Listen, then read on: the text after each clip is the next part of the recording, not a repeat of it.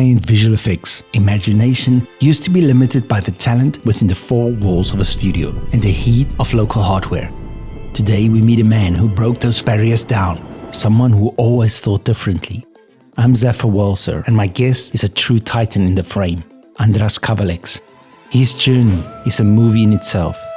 Escaping Budapest, secure an extraordinary talent visa, landing at Lucasfilm, and shaping iconic worlds for Stranger Things and Black Mirror.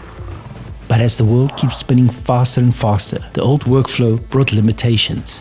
To bring his latest project, Takeover, to life, Andras turned to create. He unlocked a global dimension of creativity, leveraging fast machines and massive render farms while collaborating with the best artists from anywhere in the world, all from his HQ in San Francisco. Join me as we dive into his world, his point of view on the so-called magic button, why everything worthy requires a huge effort, and why he still keeps a backup plan of opening a restaurant. With no further ado, Andras Kavalecz.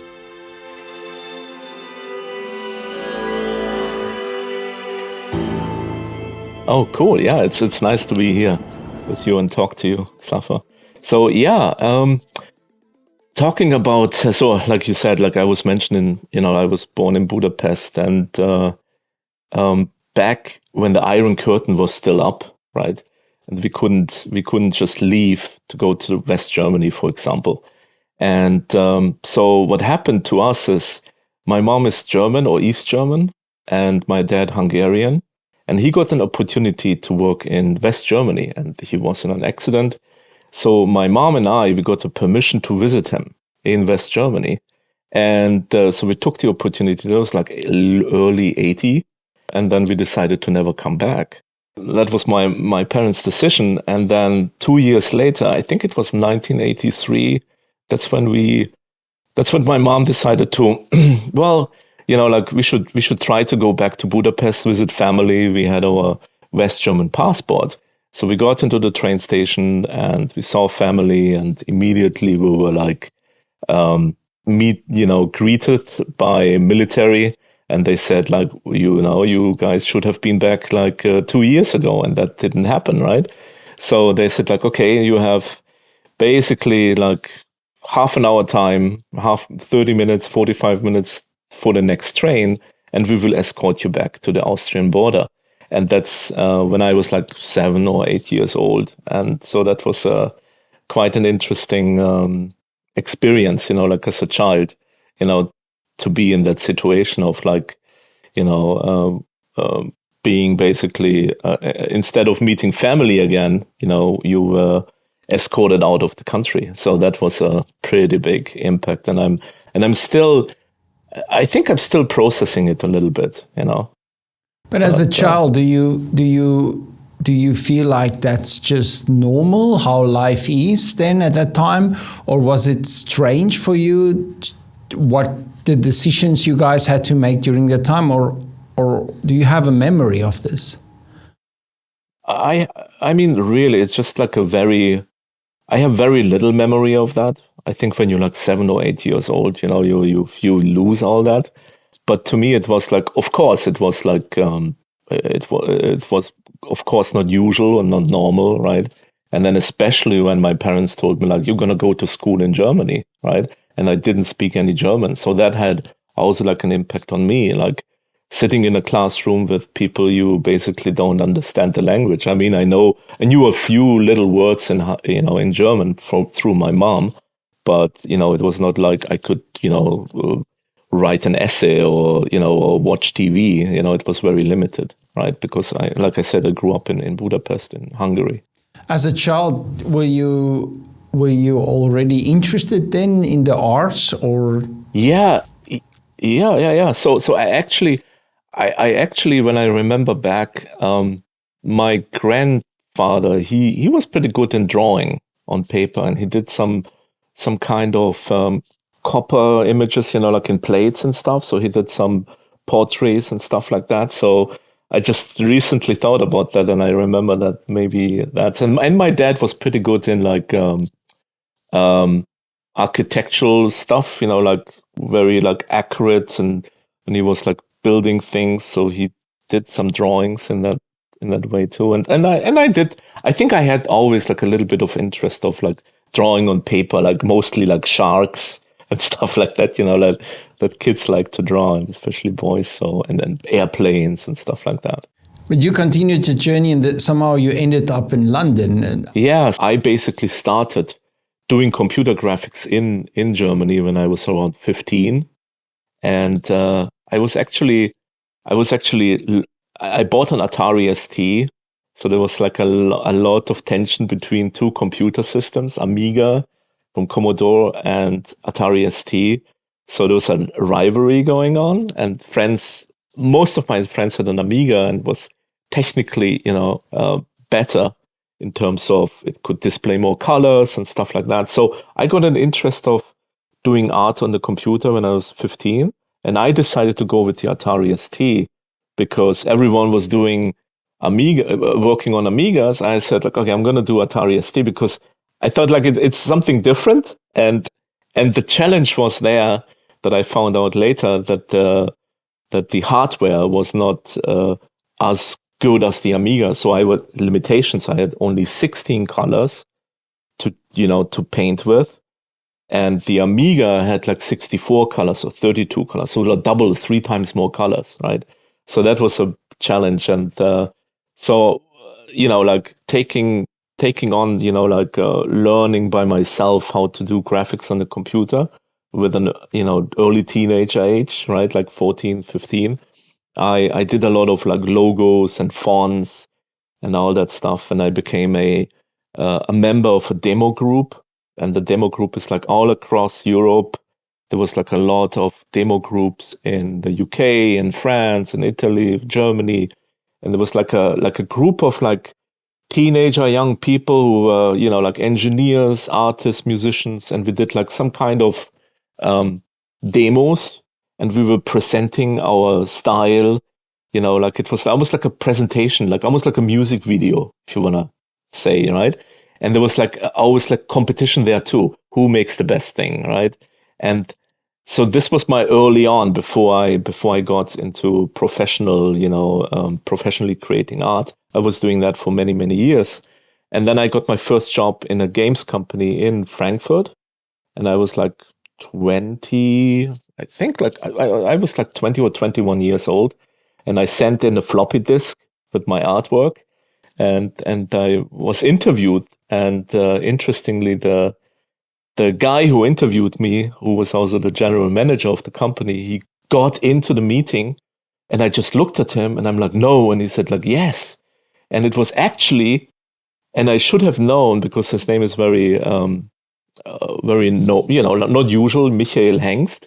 And he was actually one of my favorite reviewers of computer games in a computer magazine. And he got that job. So I knew him from reading his reviews of games for many, many years. And then, it comes in, the first guy who's going to hire you is the guy that you always read about, right? And then, so that was a very interesting, very, very cool moment, right? And I stayed with that company for actually 5 years. I did a logo for like a very big franchise, a game that is still going strong even these days, even nowadays. So it's like the 5th or 6th iteration of the game. It's called Anno 1602, and it's like a strategy game, and it was very, very popular. And I created the logo for that. So seeing that franchise still going strong, the logo has changed since then, but it's like, oh man, I wish I could some kind of little money for every time that they show the logo, right? But if I could just get back to the Atari, because yes. I actually didn't know about it. I wasn't coming from the computer graphic world. So once I started reading up about it, nowadays it feels like it's really a cult. This thing, if some people still working on these machines and they proud themselves that they are still working on it. It's interesting that you had to choose between the two and you chose the harder path. And somehow it feels like it's also part of your DNA to choose the more trickier path in life.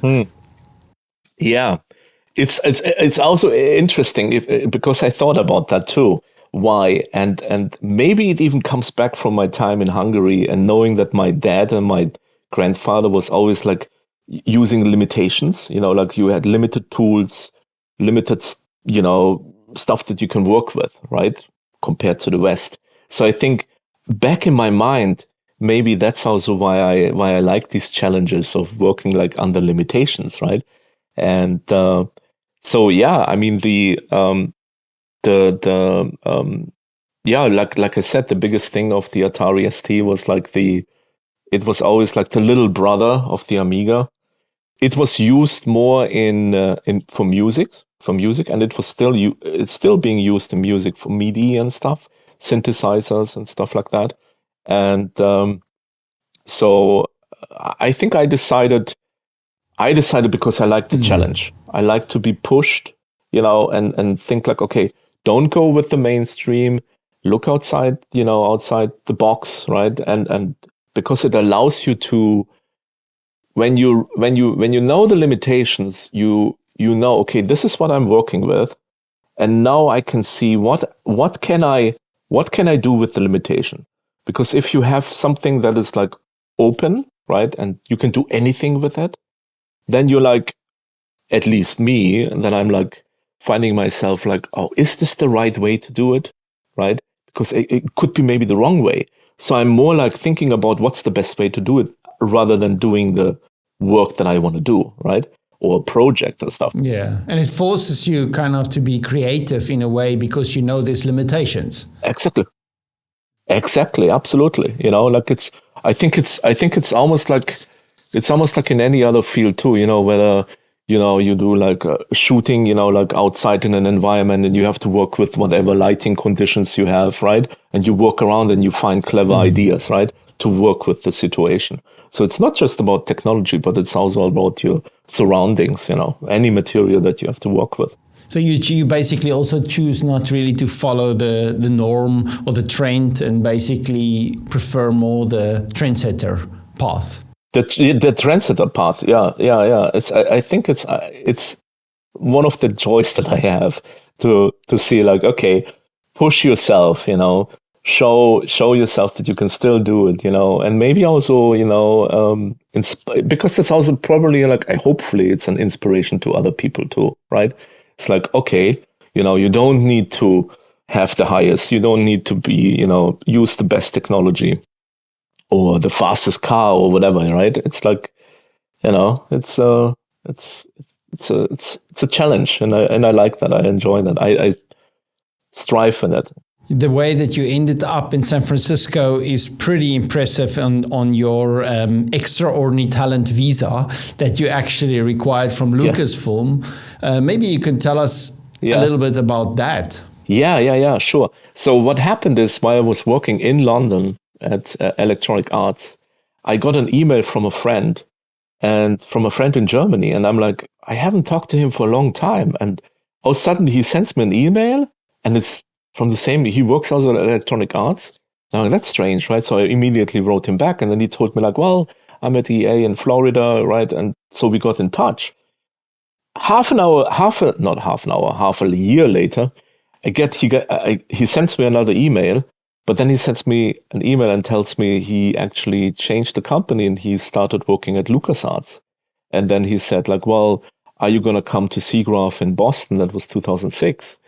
And SIGGRAPH is this big, computer fair, right? And I said like, yeah, sure. I've been to several, SIGGRAPH exhibitions. And so I said like, okay, I come to Boston. We can finally also, so after so many years, we can talk again. So I went to Boston, met him, and he's like, do you want to talk to the art director, right?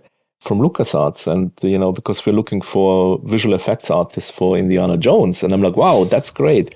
And I got a conversation into them, and they were really nice people, great team.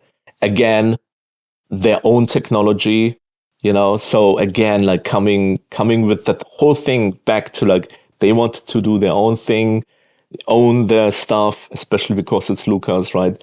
And so again, I was like working with people who were like developing things, right? And being challenged, being competitive and stuff. Yeah, that's amazing. Especially that they're like-minded people that's also following your philosophy. Yeah. So that's probably why you fit in well there. Yes. So absolutely. And then, they arranged all the stuff with the visa and stuff like that. And again, it was not the easiest way, to get a visa. I even had an interview on German television about the game that I was working on in that first company that I mentioned. And so that was also part of the application of like, hey, this guy was even on German television, in a report of game development in Germany. So starting from the Indiana Jones gaming, so how did you actually get the opportunity to work on Stranger Things and like Black Mirror? How did those projects come about to you? The thing is why I changed into movies or film is because I didn't have the time to play computer games. And I felt like, oh my God, we were expecting a child and the baby, right? And I knew that I wouldn't have time to sit on a sofa, play games all day long for months, right? And then I'm like, you have to be competitive in this market. You have to understand what the competition is doing, what other games are coming out, right? So you have to understand the market. And I thought like, okay, if I don't have the time, how good can I be in that industry, right? Watching TV, I thought I can always watch TV, right? Actually, one of the first jobs here in the US working on a movie or TV series was Grimm. So I went up to Portland and I worked there. Then I worked down in LA for a lot of different TV shows. I've been asked down to basically do like look development, right? So the studio was always asking me like, can you come down, Andras? We need to win over the pilot. So, and I said like, okay, so how much time do I have? And they said like, oh, you have like 2 weeks time, right? And I'm like, oh my God, okay, 2 weeks time. And then they were awarded by the studio for that show, right? So, this is how I set up my career in that industry of like being called in for certain things and making it, streamlining it, right? Again, time limitations again, right? Working under pressure, working with little, it wasn't like a big facility, right? So we had like a very limited capacity there too. So I actually got an opportunity to work for a company in London. And they approached me and they said like, okay, through a friend. And he said like, oh, do you want to do some modeling spaceships and stuff like that? And I'm like, oh yeah, sure, but I knew that I need a team for that. So it wasn't that easy. So that was exactly the moment where I decided, okay, I have to create my own company. And that's how I started with Checkpoint. So from the beginning, when you started, it felt like you also had to be physically a lot in the locations when you worked. And I think since then, the workflows also changed a lot. How did you felt this change, basically, of cloud-based tools and being able to be remote and working from anywhere now? How do you feel about those tools? So the thing is, it happened actually like just before COVID. And I thought, okay, how can I expand the team, right? And I heard about clouds and all the cloud setups and stuff like that. And I'm like, okay, I'm going to dig a little bit around and try to find out, like what is all about the cloud, setup, infrastructure. And I talked to a lot of people and everyone had just like very limited knowledge, right? Like they're just like very, either too technical or they didn't understand or they couldn't give me like the full picture, right? Of what does it take. So that's when I got in touch with the guys at Create. And I talked to the team and they said like, wow, we have everything here, especially everything that you need. And I'm like, wow, that's cool, right? So let's try it out. And we did a few tries and then actually came a project called Night of the Cooters. And it was like, it's a short movie directed by Vincent D'Onofrio. And George R.R. Martin was the director. So his, from Game of Thrones. And And so we did the short movie, and we did it on Create, and it showed me, okay, I can hire people in, and we can work remotely, and it works, right? And so that was the first project, and then the last project or the latest project is Takeover, and that's the movie that just is about to be released in theaters nationwide on May 8th. So if I can make an advertisement for it. But do you say this give you a lot more freedom to work like this, or also Yes. in the current environment where it can be very competitive, of course, on pricing, and so gives you the flexibility to work from artists also from anywhere in the world? Exactly, yeah. That was the main goal, right? And to find out, how is remote work really gonna pan out? Is it really gonna work? You need to have like discipline, right? Because the people that you work with, they can't be just like rolling on in at 12, or at 11 o'clock in the morning because, they slept in or whatever, right? But it definitely allows for me to ramp up, when there's a project coming in and there's more people needed, right? And we use the render farm, so everything is on the cloud, very rapid expandable, and contracting if there's a pause between projects. So that gives you the flexibility, financial flexibility too, right? Yeah, especially on the flexibility part, because that it happens, of course, all the time that projects are delayed or cancelled, or there's always something, or especially changes, if the story change or technology change. So I think it's probably helpful to have flexibility when you work. Yeah, absolutely. And I think that allows you to be flexible, right? It's because the client doesn't care if you have overhead costs, right? So if you have like a big office space, you have all the people, your team, right? Like whatever headcount that is, right? So you have to pay these people. But if there's a delay in the project, you have to compensate for that, right? And but this cloud setup allows you to be more flexible and, like I said, like ramp up rapidly, right? And, and optimize the overhead cost, between projects. So if we're thinking of new technology that's changing all the time and moving on, the newest technology is AI. How do you feel about AI? How do you feel about your intellectual property? Because that is your value.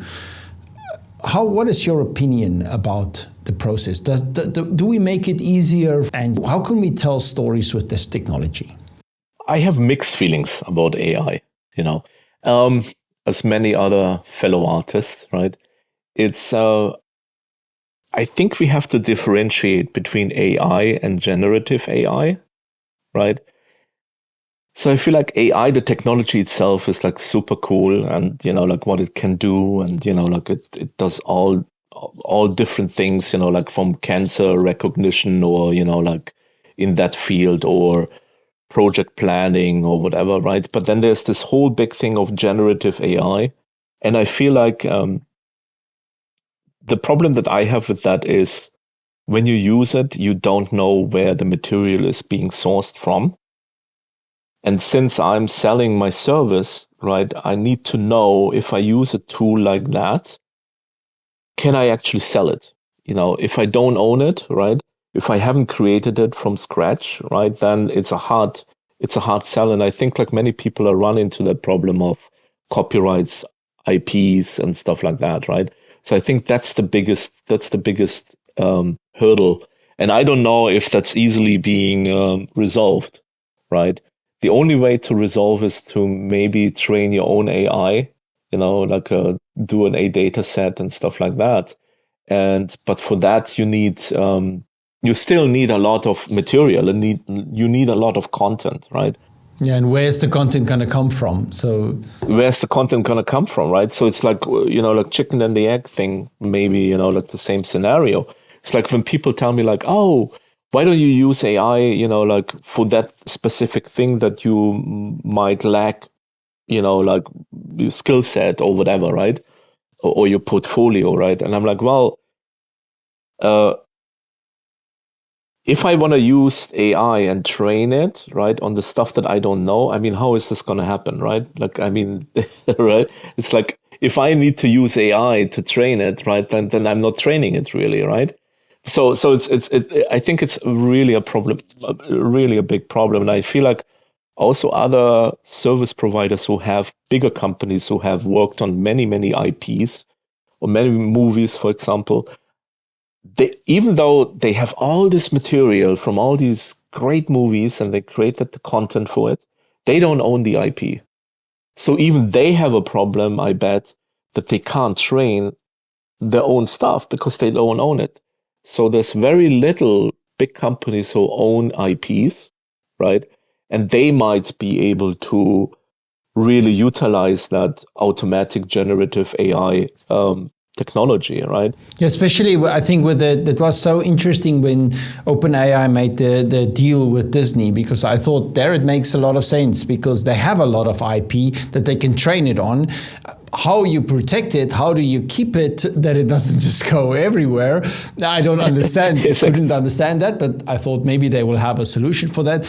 But the funny thing is then when it now didn't work out and they stopped it, OpenAI didn't proceed with Sora, and especially on the film side, it was massively celebrated. But the filmmakers are really, so you cannot get away from it. It's everywhere in the media that they are super happy that it failed or that they stopped that whole thing. I was thinking a lot about that actually. And my impression was how it got so big and how it got into the heads of people is like, I give an example of my mom, right? If I show my mom a picture, like a tool that generates a picture of her in Hawaii or wherever, right? Or on the moon, right? She was like, wow, that's super cool. That's great, right? But if I would have shown her some technology, some AI that generates code, like Python code or whatever, right? She would be like, I don't know what to do with that, right? Like, it's like, I don't care, right? And I feel like this is where the power of AI might be, but I don't know. But I feel like they used the generative AI, like, let's say image creation tools or music or whatever, to basically advertise the technology, bring AI, the word AI into people's head all the time. Every second sentence on the radio is like AI, especially here in the Bay Area. And I'm like, this is the way that they got the masses, like the normal people talk out suddenly about AI. And so I think that was almost like a Trojan horse, if you want to call it, right? Accidentally, maybe even, right?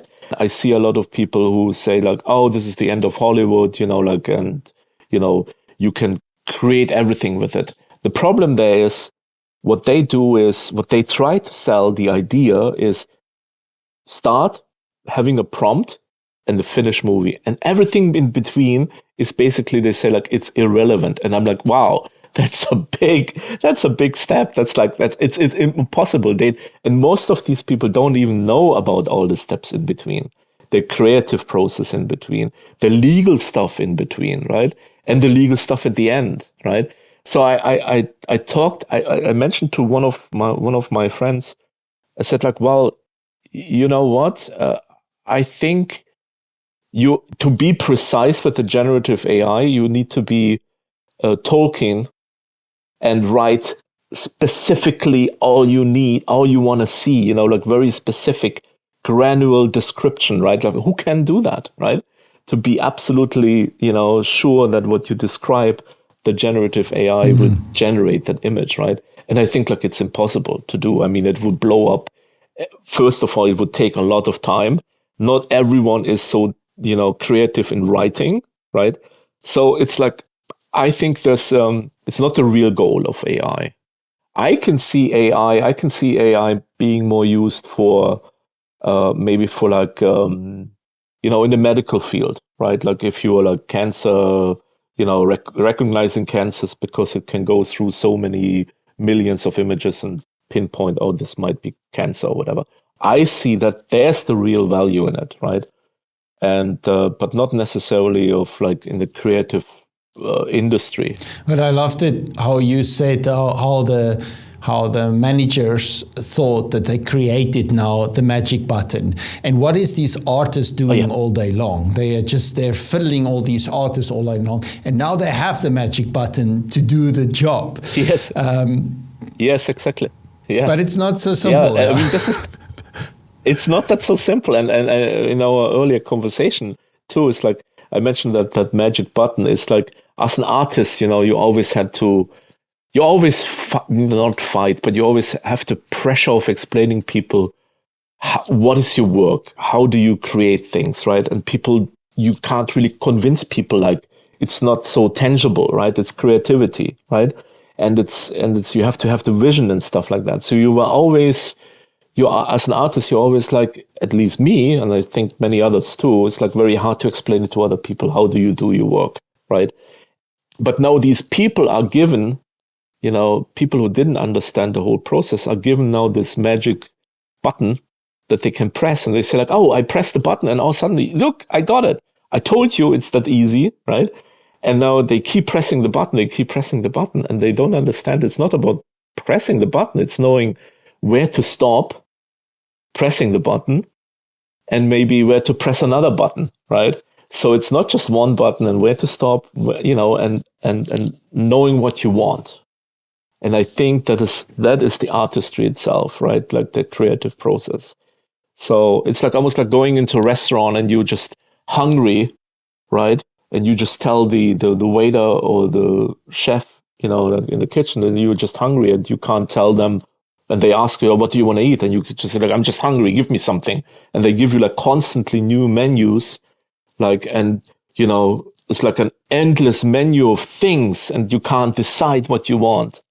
And I think that's also like a danger of generative AI. Yeah. In our field, at least. I mean, I think at the end of the day, you need to tell a story. And I know how complex it is just to go through review and approvals, and just to be able to get to a certain result. And you want to create unique content. And I think, obviously, the AI has to learn from something. So to an extent, it's difficult to get it to go the unique path, I believe. Yes, I think that too. Now, people argue, like when you read about that challenge, right, is, oh yeah, but you are being influenced, like when you look for inspiration and stuff, right? It's like, isn't that the same? And I'm like, no, it's not. Because if I'm looking for inspiration, I already go and I know where I want to look at or what I want to look at, right? And I know already I'm looking at the thing that I don't own, but I just want to verify maybe my thoughts, that I go into the right direction, right? I'm not necessarily copying because I already know I shouldn't be copying it, right? But with AI, it's almost like you press the button, you get a result. No, people say like, well, you use like Comfy UI or other tools to do like bashing it together, right? And creating, like your own thing out of elements, different elements. I'm like, okay, good, but you still don't know where the material is coming from. So which goes back to the IP. Which goes back to the IP. There might be certain things, like there's so many things in our world, in our things that we use, and we don't even know that this company has a copyright on the look of a certain thing. It might be whatever, the dimensions of an iPhone or whatever, like you just don't know as a consumer of, is there anything behind it, right? Is there like a copyright on it, right? Where do you go for inspiration? Where do you find your creativity, especially after many years of being creative? Where's the place? There's a source for you. The source for me, I think it's almost everywhere. Almost everywhere. So I go out, I walk around, I look, around. I'm just observing. I think observing, and also, of course, looking at other products, right? Whether it's a movie, whether it's a game, or listening to music or whatever. Even music can give you inspirations, right? Because when you're an artist, you visualize very things like easily in your head, right? In your mind, right? And music is an inspirational source too, right? So images flash in your brain and gives you ideas. That's the pride of an artist too, not taking someone's work, copying someone's art, because then you're not an artist, right? Not everything that you create, not everything that you look at is like completely new and unique. But I think that the process of just like in this generative AI is just like knowing that you don't know where it comes from. That is the absolute. I think like it's a big problem for many artists. And that basically nothing that you do in life that wasn't a huge effort with pain is actually worth it. For some reason, I don't know why we have to suffer so much in life, but I think there is a certain element of just physically suffering, and this magic button is not going to solve the problem. There is a physical story that needs to go through. There's certain elements that has to be created, and I think that without the suffering, somehow it doesn't work for some reason. It doesn't. No, it doesn't. And I think like you said, like the suffering, right? Like almost like the joy of it's not tangible.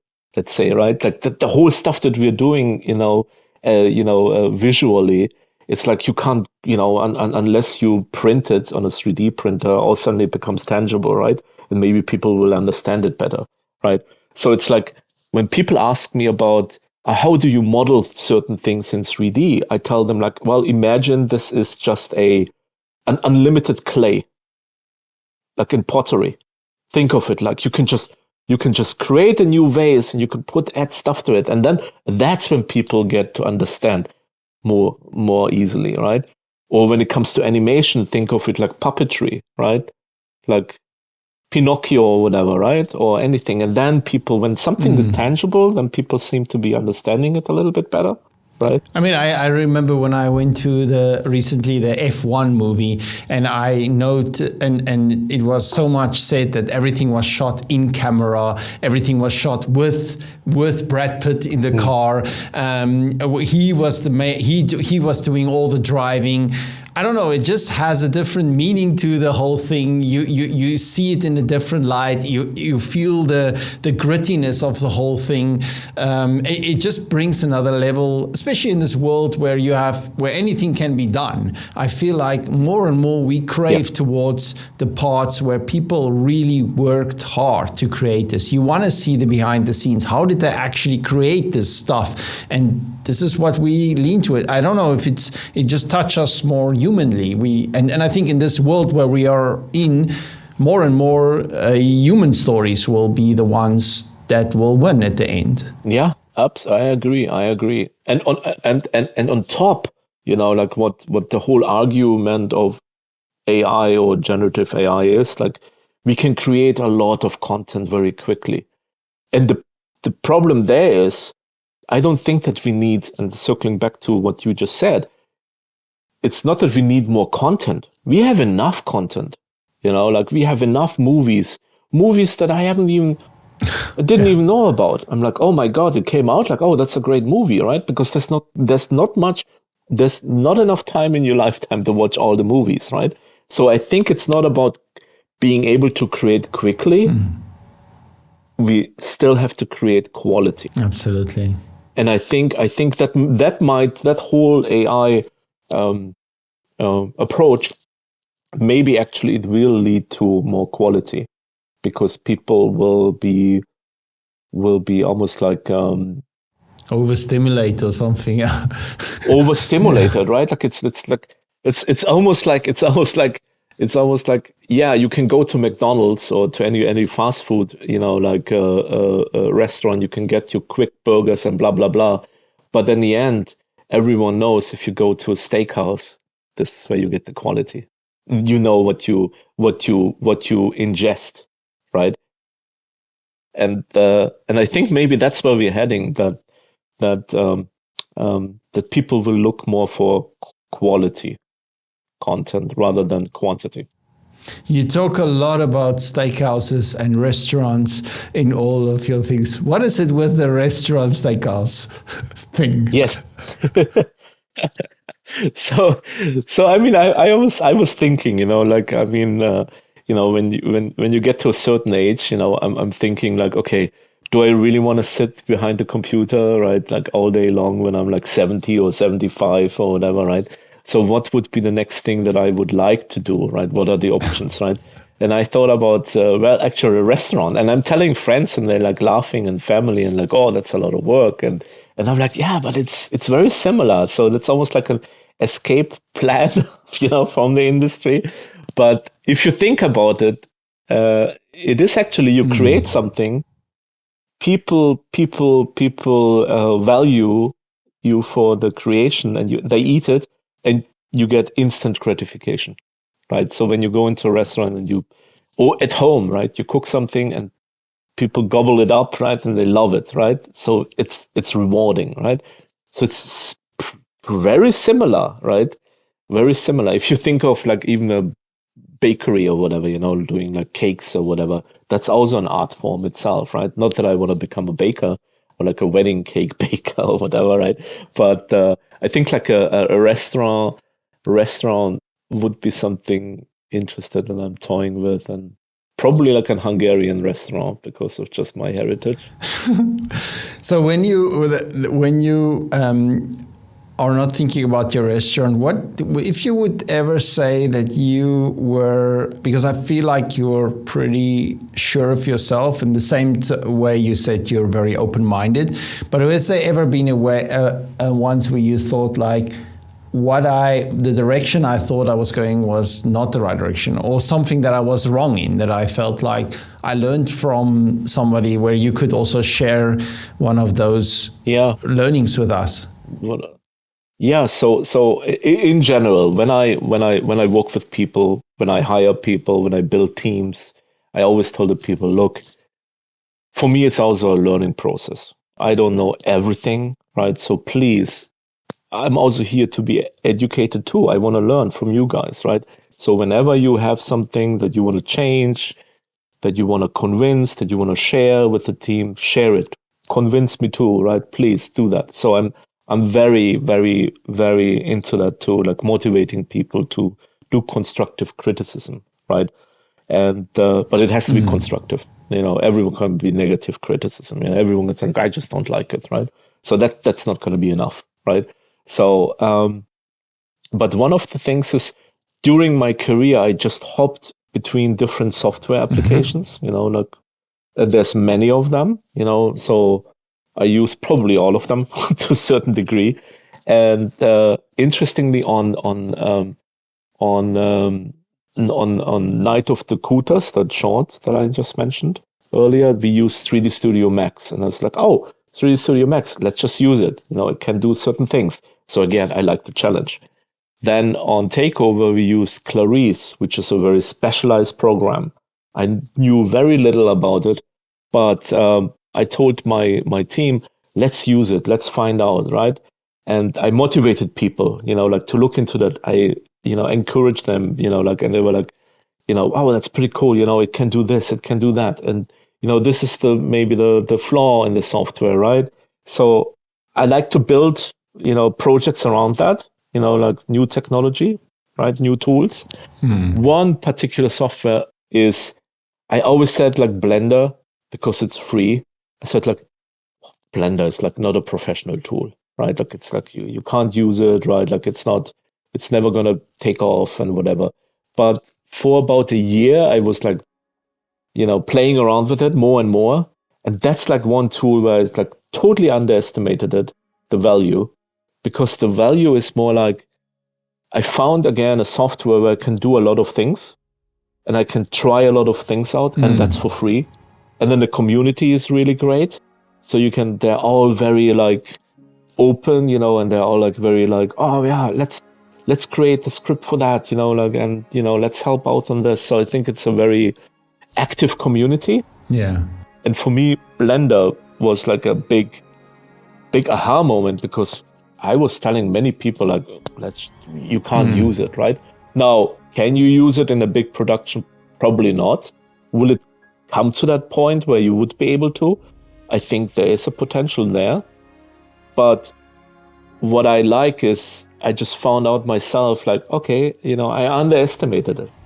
I think also, like for me, my own philosophy in life is also just to go through the world kind of naive. And I think naiveness is kind of my strength, because if I would know all the things that it would, how heavy and how complicated it's going to be, I would probably not have done it. So I personally see naiveness as a strength, yes. But it does feel a little bit like you're also leaning towards that direction. Yeah, like being naive and jumping into the cold water, right? And not necessarily knowing, like how deep the water is or how cold it is, but just like jumping into it. That's I think it's a good good way of, for me at least, like to go and work in our industry. And also, there's the same thing, again, like circling back to the restaurant. People tell me, like, oh, you don't know how much work it is. I'm like, yeah, I know that I probably don't know, but that's actually the fun part of it, right? It's better like that. It's better like that, because I'm actually doing it, and then I will find out if it's too much work or is it really what I expected it. And I think that's what I don't want to be bored, right? So I wanna explore, I wanna find out, and it's not just about like the great moments, right? Like it's also about the step, having to do a step back, right? And to find out you were wrong, or my assumptions were wrong, or like, oh, I was right? And all that's the whole thing, right? Well, Andras, I'm looking forward to come and one day eat at your restaurant. Yes. But I think you still have a lot of time and a lot of energy in you to tell a lot of great stories. But thank you so much for sharing your wisdom, sharing your knowledge with us. We are very thankful that you are working on the Create system. Keep doing the great work, and thank you for inspiring us. Thank you. Thank you so much. It was great talking to you. Awesome. Have a nice one. All right. Bye-bye. Cheers. You too. Bye-bye. Ciao.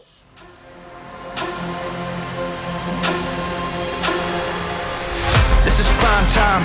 This is victory. We are the chosen ones. We're making history. We'll show you what we got. Give everything. Defining the future of creative intent. Join me, Xaver Walser, as I talk with the world's greatest storytellers.